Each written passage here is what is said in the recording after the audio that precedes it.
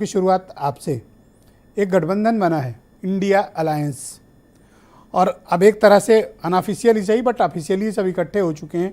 कांग्रेस भी उसी का पार्ट है, और उत्तर प्रदेश के दृष्टिकोण में देखें तो अब एक अलायंस है, समाजवादी पार्टी, कांग्रेस, आरएलडी, आज़ाद समाज पार्टी और भी छोटे छोटे दल।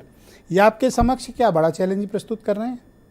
नहीं, देखिए ब्रजेश जी, अभी मैं आपको सुन रहा था, आप उत्तर प्रदेश की चर्चा कर रहे थे। आप उत्तर प्रदेश को देखेंगे अगर उत्तर प्रदेश के परिप्रेक्ष्य में, तो चाहे 2014 का चुनाव रहा हो, 2017 का चुनाव रहा हो, 2022 का चुनाव रहा, 2019 की लोकसभा रही हो, और आने वाले दिनों में 2024 की लोकसभा होने वाली है।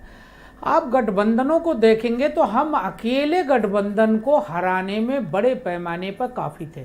भारतीय जनता पार्टी का नेतृत्व, भारतीय जनता पार्टी की नीतियां, हमारे सिद्धांत और हमारे जो जनता के विकास के काम है, गरीब कल्याण के काम है, उसको लेके मोदी जी और योगी जी ने जो योजना बनाई, विशेष करके उत्तर प्रदेश में योगी आदित्यनाथ जी ने जो परिश्रम किया, उस परिश्रम के नाते पार्टी के हमारे एक एक कार्यकर्ताओं ने परिश्रम किया।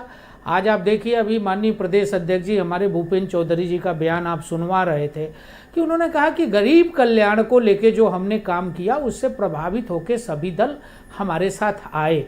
देखिए, हम गठबंधन के साथियों के साथ ईमानदारी से रहते हैं, हम उनके साथ ईमानदारी से बात करते हैं और ईमानदारी से हम उनके साथ खड़े होते हैं। बाकी दलों का आप इतिहास देखेंगे तो कांग्रेस की यूपीए की सरकार देख लीजिए, सोनिया गांधी ने अपने घर से मुलायम सिंह को वापस कर दिया था, गेट से दावत और भोज में बुलाया था और वापस कर दिया था, ये पूरा देश जानता है।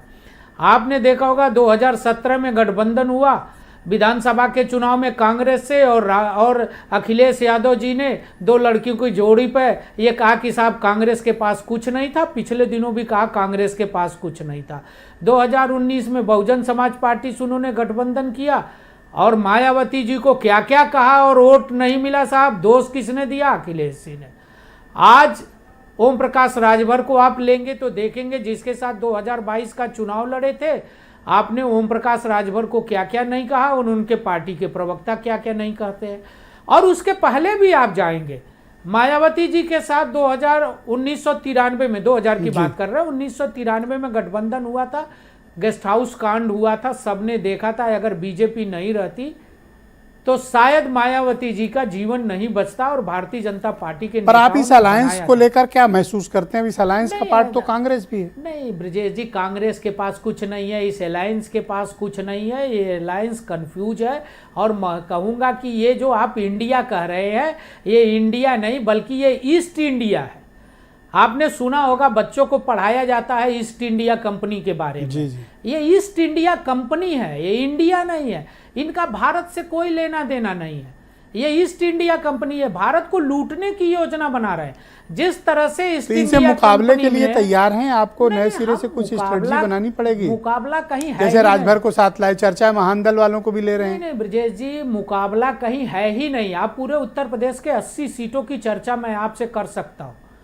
आप एक एक रीजन की चर्चा करेंगे तो कर सकते हैं। हम जहां कमजोर हैं हमने वहां काम किया है, हमने वहां संगठन को मजबूत किया, हमारी सरकार की पश्चिम में आप मजबूत हैं, अमरोहा टू बागपत बिल्कुल मजबूत है ब्रजेश जी। आप पिछले दिनों को देखिए, आज माननीय मुख्यमंत्री जी पश्चिम में जाते हैं, सबसे ज्यादा उत्तर प्रदेश में अपराध पश्चिम में था और हमने उस अपराध को माननीय मुख्यमंत्री जी ने खत्म किया और हमने शुगर मिलों को चलाया है।